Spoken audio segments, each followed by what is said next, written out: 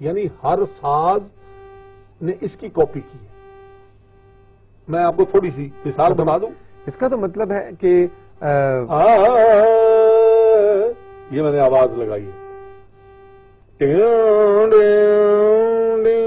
یہ تار بول رہی ہے, شہنائی بول رہی ہے. میں 10 چیزوں کی آوازیں آپ کو اس گلے میں سے نکال کے بتا سکتا ہوں. تبلا اور ڈرمز بھی سب کچھ.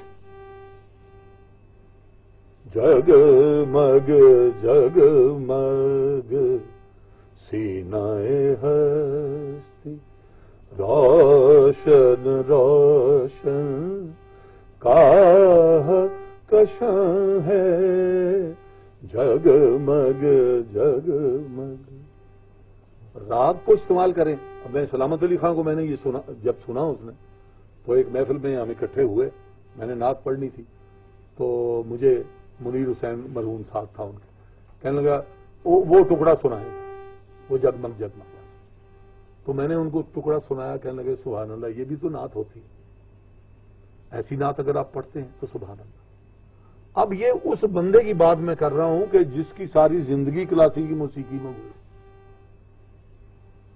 لیکن بات وہی آتی ہے کہ اس کے ساتھ آرکیسٹرا کو یا مختلف سازوں کو استعمال کرنا ضرورت نہیں ہے. وہ ضرورت نہیں ہے اس کی. بھائی جس طرح کلام مجید آپ کسی آرکیسٹرے کے ساتھ تو نہیں پڑھتے, ہر بندہ اپنی آواز میں پڑھتا ہے, حکم بھی یہی ہے. اسی طرح جب صاحب قرآن کا ذکر کرو تو اس کے لیے مقرر کر دی ہوئی ہے کہ یہ جناب آپ کی نعت ہم نے پڑھنی ہے, اگر میں خوش آواز ہوں تو میں قدرتی طور پہ جو مجھے لحن عطا ہوا میں اس میں پڑھوں.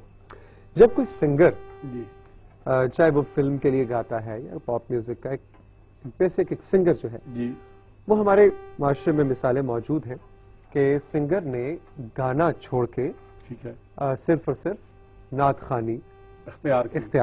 صحیح ہے. تو ایک جملہ سننے میں آتا ہے اس سنگر کے بارے میں جی کہ واہ جی واہ, جہنم سے اپنا رخ بدل کے جنت کی طرف ہو گیا, یا اب صحیح سیدھے راستے پہ آ گیا, غلط راستے پہ چل رہا تھا اب اس کی عاقبت سنور گئی, اوہ اچھا ہوا جی زندگی میں ہی اس کو احساس ہو گیا. اب اس سے پوچھے نا, کیا موسیقی اتنی بری چیز نہیں, موسیقی بری چیز نہیں ہے. وہ جو کام کر رہا تھا وہ برا تھا, تو گانے گا رہا تھا نا موسیقی. نو, کیا گانا گا رہا تھا دیکھنے کی بات ہے نا, کہ وہ کیا گا رہا تھا اور کس انداز سے گا رہا تھا. یہاں ایک میں چھوٹی سی بات بتاتا ہوں آپ, جنید جمشید, میں بات بتاتا ہوں, اس سے بڑی بات بتا رہا ہوں. ٹھیک ہے.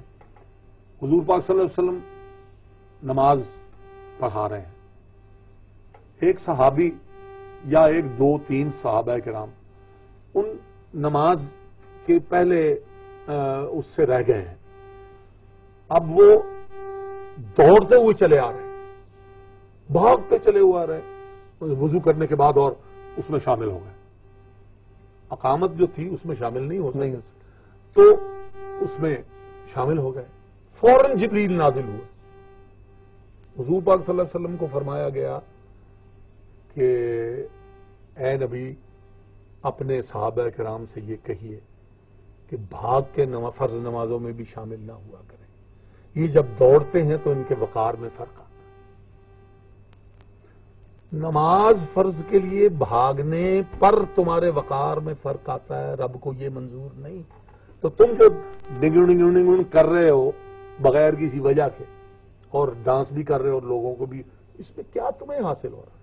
نہیں, میں جنید کا اس لیے آپ سے مثال کے طور پہ رکھا کہ وضاحت میں آپ سے مثلا جنید جمشید نے اپنی ایک رخ زندگی کا انداز وہ سب بدلا.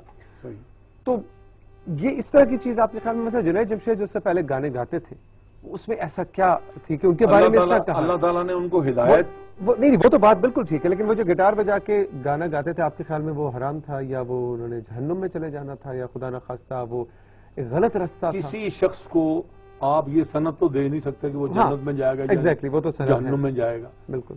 بات یہ ہے کہ وہ کام کرو جو رسول اللہ نے کیا.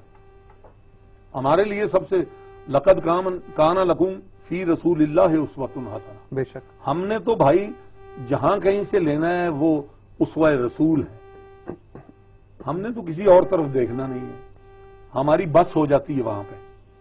ہمارے خیال، ہماری خواہشیں، ہمیں مزہ بھی آ رہا ہو تو ہم اس طرف رخ نہیں کرتے، اس لیے کہ حضور پاک صلی اللہ علیہ وسلم کو یہ منظور نہیں ہے۔ ہزار موسیقی ہو، دل چاہتا ہے کہ یار یہ بڑا اچھا آج یہ گا رہا تھا، لیکن آپ اس پر توجہ نہیں کر سکتے۔ جو دم غافل سو دم کافر، آپ ادھر دھیان بٹاتے ہیں تو رب کی طرف سے دور ہو جاتے ہیں۔ اللہ تعالیٰ یہ فرماتا ہے کہ جو میرے ذکر سے تمہیں غافل کر دے وہ حرام ہے۔ جو بھی کام، جو فعل، جو لیکن ایک اچھی ایکٹیویٹی ہے، ایک غزل سننے کا مطلب یہ تو نہیں کہ آپ اللہ کی طرف سے غافل ہو گئے، جب اس کا وقت آئے گا تو اس کی وقت نہیں آئے گا بیٹا، وقت نہیں آئے گا۔ یہ بات اس کو امینڈ کر لیں، صحیح کر لیں۔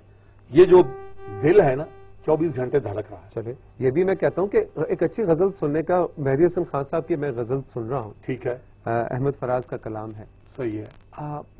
اس غزل سننے میں یہ کہاں سے مطلب آ گیا کہ میں اللہ سے دور ہو گیا ہوں یا اللہ سے غافل ہو گیا ہوں یا میں خدا نخواستہ میرا ایمان متزلزل؟ آپ کیوں نہیں سنتے حضور کی تعریف یا حمد باری تعالیٰ کیوں نہیں سنتے؟ بالکل، اس پہ بھی کوئی اعتراض نہیں، وہ بھی سنی جائے، ہاں، لیکن غزل سننے سے کیا مطلب ہے کہ وہ ہم مجاز جو ہے، مجاز کا دیکھیں، بات وہ کریں جس پہ آپ کو صلہ ملنا ہو۔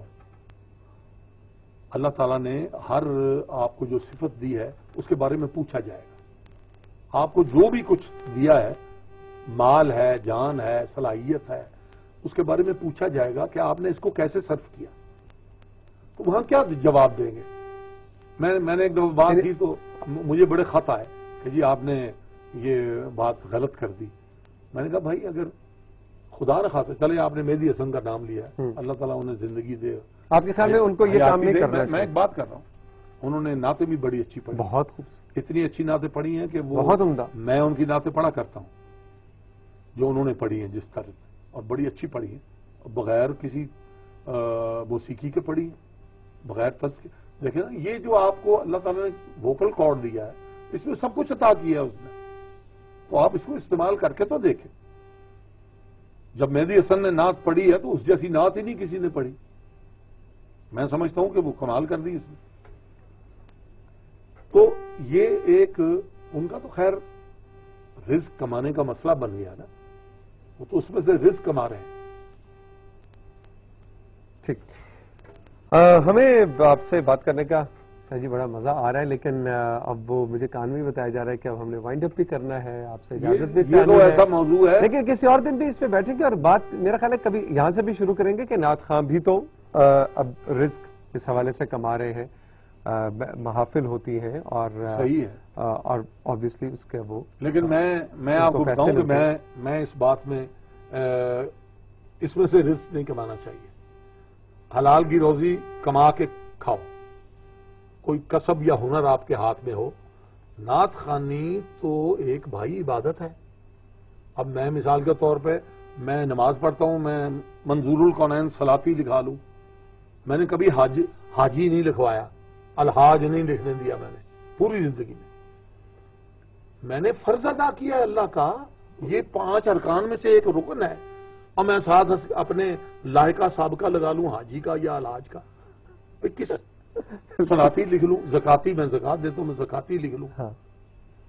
کل عجیب بات ہے، ہمارا جو استاد طبع ہے نا سوچنے کی، وہ عجیب ہے۔ سر بہت بہت شکریہ آپ کا، بہت بہت شکریہ آپ نے سید منظور الکونین صاحب کا ہمارے ساتھ جو سیشن تھا، جو گپ شپ تھی، یہ سنی۔ جہاں رہے خوش رہے، زندگی رہی، اجازت، پھر ملیں گے ایک اور مہمان کے ساتھ۔ خدا حافظ۔